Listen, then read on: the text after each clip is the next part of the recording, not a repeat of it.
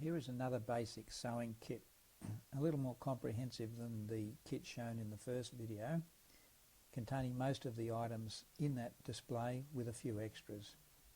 These are what we consider the range of items that would allow you to do most hand sewing jobs, as well as some extra tools and items for general in-house upholstery repairs.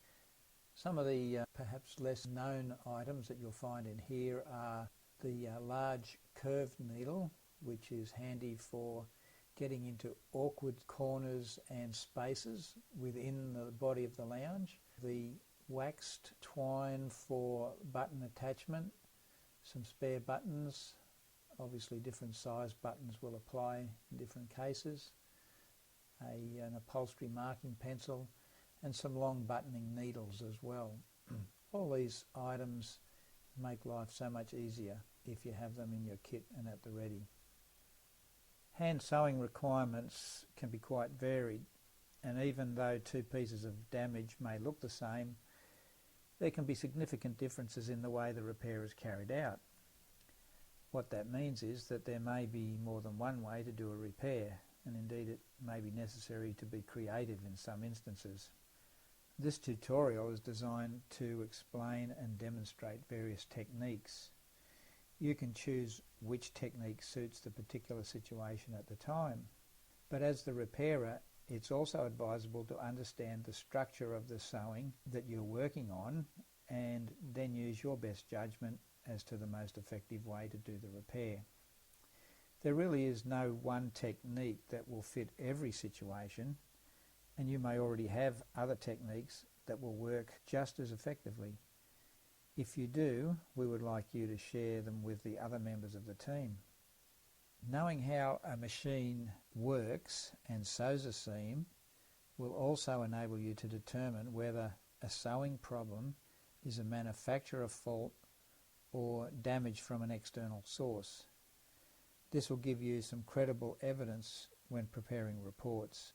To understand how a sewing machine works and how hand stitching holds together, I recommend the best and simplest explanation that I've seen on a website called www.swiss-miss.com. I'm sure you'd find that by googling Swiss Miss. It's a simple animation that shows how a sewing machine produces the stitches that hold two pieces of material together. If you don't understand the two-thread principle of a sewing machine, this is the place to find out how it works. By understanding how it works, hand sewing repairs will become so much easier because you'll appreciate what you are trying to copy and how to go about it. This is one of the typical top stitching issues where the top stitch thread is still intact, okay? And it's stopped there, and you can, if you could flip it inside out, you'd see that the break is in the bottom thread, the bobbin thread, okay? And this lends itself to a manufacturer machinist fault, not an external fault from the top, okay? So in this case the top thread's missing, but there's nothing, if we could look at the back, there's absolutely nothing wrong with the bottom thread. So this usually lends itself to a external cause, something possibly that the customer has done, picked at, scuffed. Have a look for evidence of scuffs and stuff like that, but you know, it might be fingernails and kids picking at it. But something had to break that thread and it's missing, okay? This video has given you an introduction to how sewing works. A machine uses two threads to achieve the stitch.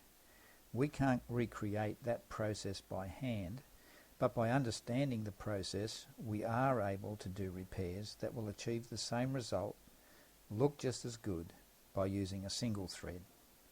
Good luck.